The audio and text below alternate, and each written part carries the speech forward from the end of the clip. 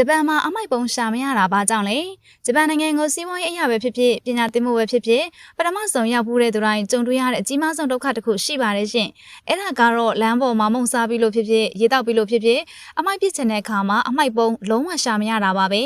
လမ်းမတွေပန်းချန်နေဘူးတာယုံတွေမှာလက်ပတ်ကြည့်ရင်တောင်အမိုက်ပုံကိုလုံးဝမြင်တွေ့ရမှာမဟုတ်ပါဘူးနော်ဒါပေမဲ့အန်ဖို့ကောင်းတာကအမိုက်ပုံမရှိတဲ့ဂျပန်လမ်းမတွေဟာဘာလို့ကဘာပေါ်မှာအတန့်ရှင်းဆုံးဖြစ်နေရတာလဲဆိုတဲ့အချက်ပါပဲ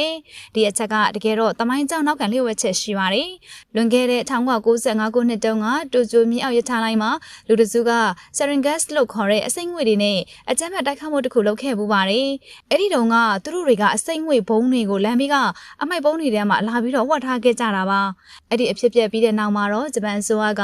အများပြည်သူလုံးကြုံရင်အတွက်လမ်းမပေါ်ကအမိုက်ဘုံတွေကိုအကုန်လုံးရုပ်သိမ်းပစ်လိုက်ပါတော့တယ်။ဒီလိုမျိုးအမိုက်ဘုံတွေမရှိတော့တဲ့အခါမှာဂျပန်လူမျိုးတွေကလမ်းပေါ်မှာအမိုက်တွေကိုစီကမ်းမဲ့လွှင့်ပစ်ကြပဲကိုမိုက်ကိုအိမ်ပြန်တည်သွားတဲ့အလေးထားတစ်ခုကိုမွေးမြူလိုက်ကြပါတယ်။ဂျပန်လူငယ်တွေဟာအပြင်ထွက်ရင်အိတ်ထဲမှာအမိုက်ထည့်ဖို့ပလတ်စတစ်အိတ်အသေးလေးတွေအမြဲဆောင်ထားလေရှိကြပါတယ်။အပြင်မှာတကယ်အရေးပေါ်အမိုက်ပစ်ချင်ရင်ဘယ်လိုလုပ်ကြမလဲဆိုတာနဲ့ပတ်သက်ပြီးလည်းဖြည့်ရှင်းချက်ကရှိပြီးသားပါ။လျှို့ဝှက်ချက်ကတော့ convenience store ရဲ့အပြင်ဘက်ဒါမှမဟုတ်အတွင်းမဲ့တကောင်းဝတွေမှာအမိုက်ပုံးတွေထားရှိပြီးတတ်ပါတယ်။နောက်ပြီးဗန်ဒီမရှင်ဘေးနားတွေမှာလည်းရေဘူးကွန်တီးတန့်ပြရမယ်အမိုက်ပုံးလေးတွေရှိတတ်ပါတယ်။ဒါပေမဲ့အဲ့ဒီအမိုက်ပုံးတွေကလည်းကိုယ်အိမ်ကအမိုက်အိတ်ကြီးတွေသွားပြစ်မယ်ဆိုရင်တော့ဥပဒေအရဖမ်းဆီးအရေးယူခံရတတ်ပါတယ်။တဦးတယောက်ချင်းစီကကိုယ်အမိုက်အတွက်တဝန်ယူရမယ်ဆိုတဲ့ဂျပန်တို့ရဲ့အစစ်မြင့်လာတဲ့စိတ်ဓာတ်နဲ့စီကံကြောင့်ပဲအမိုက်ပုံးမရှိတဲ့ဂျပန်ပြည်ဟာဒီနေ့အချိန်ထိကမ္ဘာအသန့်ရှင်းဆုံးအဖြစ်တည်ရှိနေတာဖြစ်ပါတယ်။